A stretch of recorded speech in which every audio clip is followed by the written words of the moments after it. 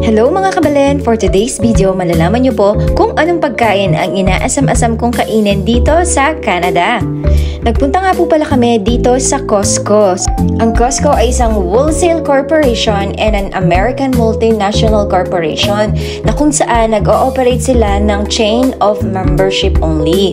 Ibig sabihin, pwede po kayong pumasok dito sa Costco kung meron kayong membership card para siyang SNR sa Pinas. Ang Costco ang pinaka-third largest retailer in the world and is the world's largest retailer of choice ng prime beef, organic foods at saka ng mga rotisserie chicken. Kaya naman kung pupunta kayo dito sa Costco, makikita nyo talaga na bultuan yung mga binibenta nila, as in maramihan talaga. Siya nga pala, ang membership card ng Costco ay magagamit sa buong mundo, kaya ang ganda lang, di ba? Dito kabalen, kahit nandito kami sa Canada, sobrang bihira lang namin pumasyal dito sa Costco dahil nga marami yan ang binibenta, medyo may kamahalan po talaga yung prices. Kung dito ka mag-grocery, mahina ang $300 dito, lalo na kung marami kang bibilhin. Alam niyo po ba kung bakit kami nagpunta dito? Para makabili po ng favorite na pagkain ko ever since. Ito po ang crab. Kung hindi niyo po na itatanong mga kabalen, sobrang bihira lang pong magkaroon dito sa amin sa Newfoundland ng crab.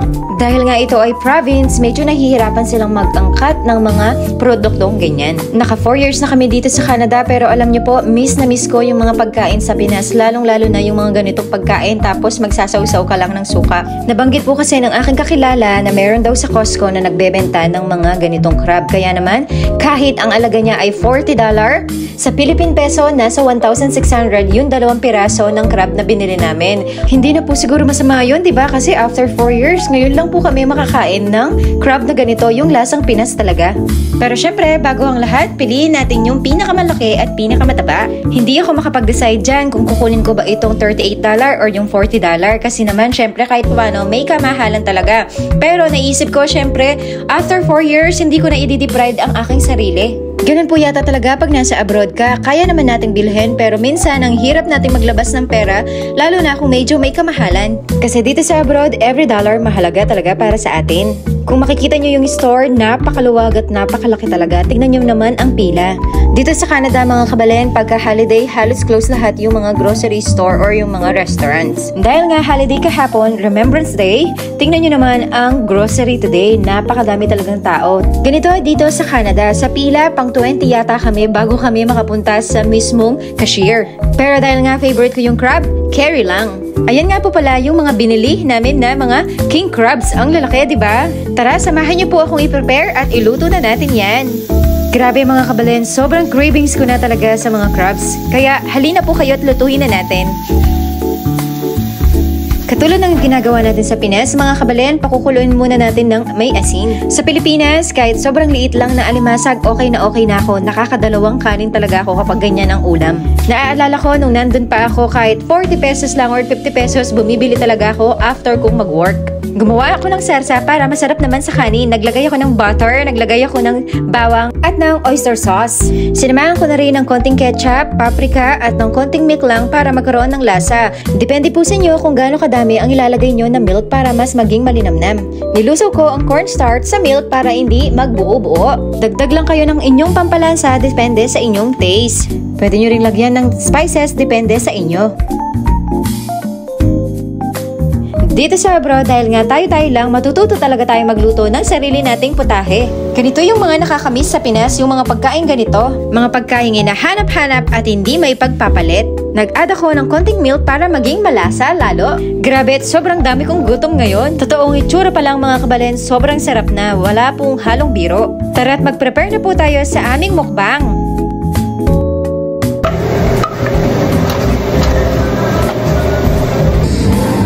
Grabe naman talaga, nakakagutom. Tingnan nyo naman.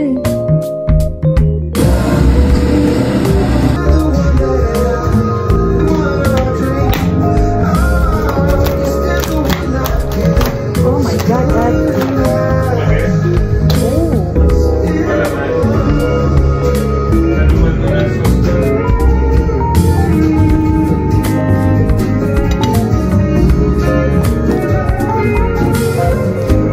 Or 3 rice is waving dito mga kabalen. After 4 years, makakakain din talaga ako ng ganito. After 4 years, thank you Lord. Kaya naman, samahan nyo na po kami magmukbang. Tara na po mga kabalin. Isa pa lang yan, pero ang laki talaga.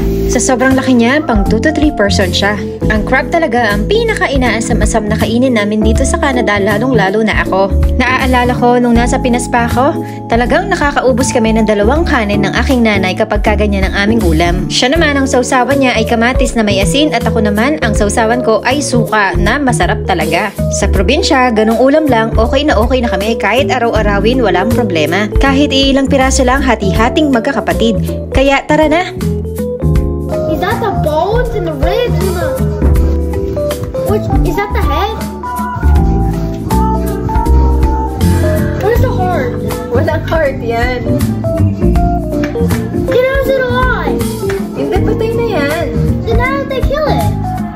Niluto ko na. Grabe, ang sarap talaga ng kain pagka ganito ang ulam, lalo na nakakamay ka. Nakaka-relate po ba kayo mga kabalin? Hindi nyo man po maitatanong, first time ko pong kumain ng ganyan kalaki na king crab. Nung nasa Pinas kami, dahil nga sa kahirapan ng buhay doon, hanggang 40 or 50 pesos lang na alimasag ang aming kayang bilhin. Alam naman natin na yung mga ganyang kalaking mga alimasag or crabs, napaka-pricey sa Pinas. At ngayong nandito na tayo sa Canada, medyo kahit papano afford na natin ang bumili ng ganyan. Sa pagsusumikap or determination, nakapunta kami dito sa Canada with the love of God. Kaya naman hindi ako maiiyang sabihin sa inyo na first time kong makakain ng ganyang kalaking mga crabs. Tignan nyo naman mga kabalin, sino naman ang hindi magugutom kapag makikita yung mga ganyang kalaki, di ba? Kaya naman sinabi ko sa aking asawa kahit every month lang akong kumain nito, parang reward ko na rin sa sarili ko.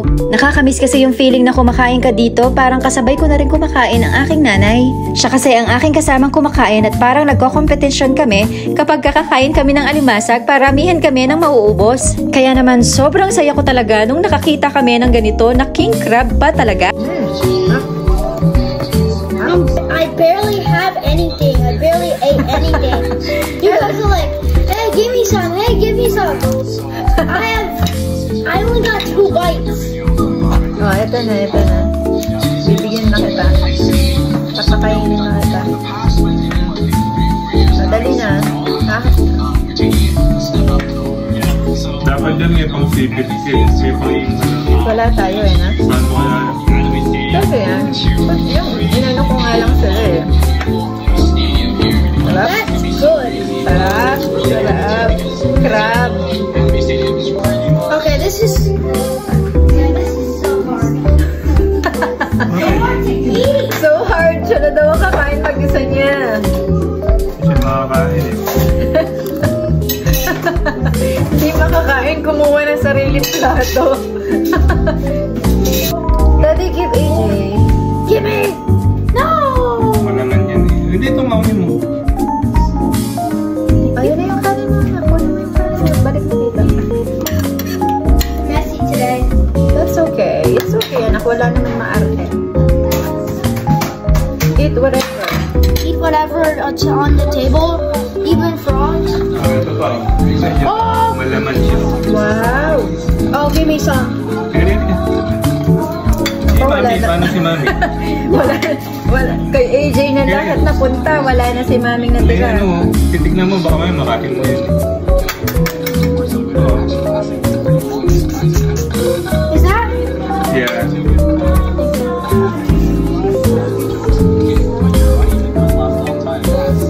Nak, ubusin mo muna yung sayo na.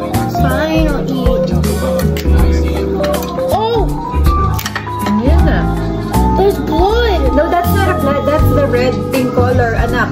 Oh, lahat malaman. Lahat. Sarap. Yes. Oh my gosh. Okay na to mga insa, mekus na to. Mekos, mekos. Thank you. Mekos, mekos. I feel bad for the crab. Bakit naman anak? Because they just killed it. No, we bought it. It's already killed. Ew, but you cooked it. I feel bad. Bakit naman? You cooked it. Then you're eating it. That's our food. That's our food. Hindi, don't feel so bad. Lahat pala ng legs niya. Sarap. I'm full. Full ka na, kinuha mo lahat ng kanin. You can have it.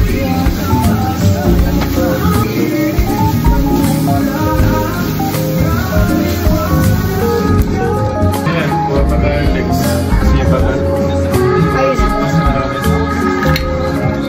Baka hindi na din. Ito na lang. Gutom na ako.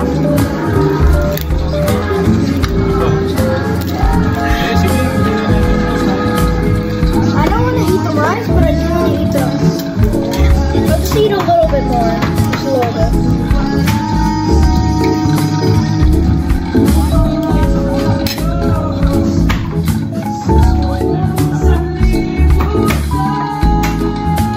You want this, baby?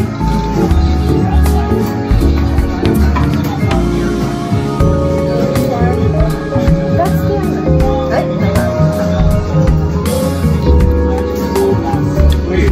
after 4 years, ito pa lang ang totoong crab na nabili natin, no? Na parang sa Pilipinas. Like real one? Yeah. Look. Grabe sa Tapos mo di ko siya may sauce to. Masarap to. That's good.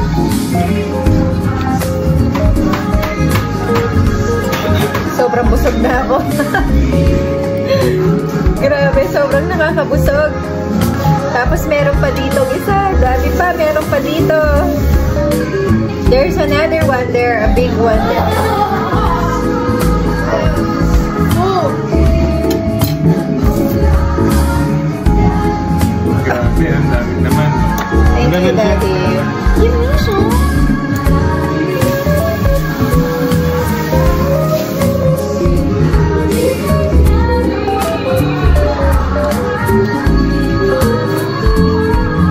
Up.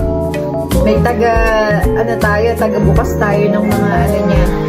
Ano ba tawag dito, Di? Yung parang sipit. Pasko na dito sa amin. This is for me? This is so good. Oh my God, sobrang busog ko na.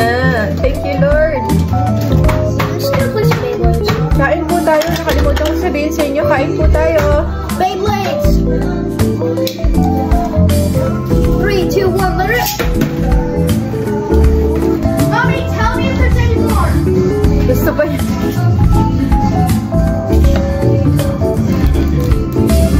Sarap. Mas gusto ko yung crab kesa sa lobster. Mas masarap yung lasa niya. Para sa akin.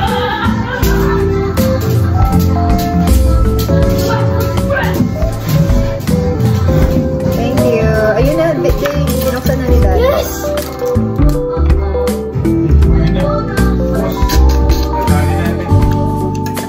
Sarap, meron pang isa doon. Grabe naman ito. Sarap na sarap. Sumisigaw pa, so good daw, so good. Minsan lang naman to, di ba?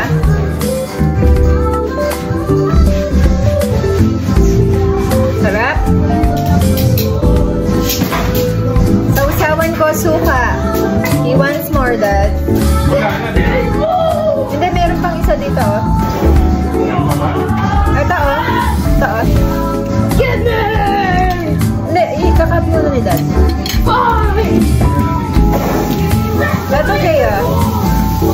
Mas gusto pala ng anak ko. Oh, anak ko. Dali.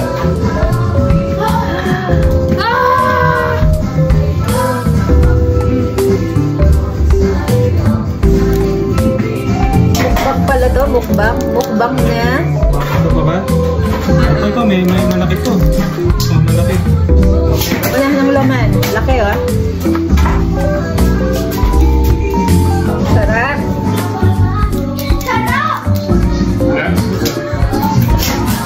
Okay, tell me if there's any more! Sabi ko naman sa'yo, ito yung pinaka-favorite ko. Alam na alam ni Nang yan. Kaya alam mo na kapag umuwi tayo sa Pilipinas, alam mo na yung number 1 kung hahanapin doon. Bibili ako ng alimasag sa Pinas. Kaya may Pasko.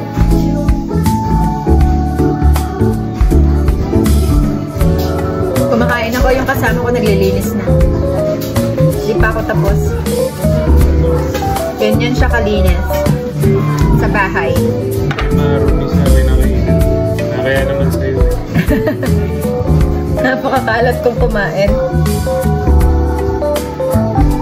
Ubos. Hinga muna ako. Ubos, mga kabalid. Yun lamang po, maraming salamat sa panonood. Sa uulitin, naway natakam po namin kayo sa aming mukbang na crab. Maraming salamat sa panonood. God bless and bye-bye!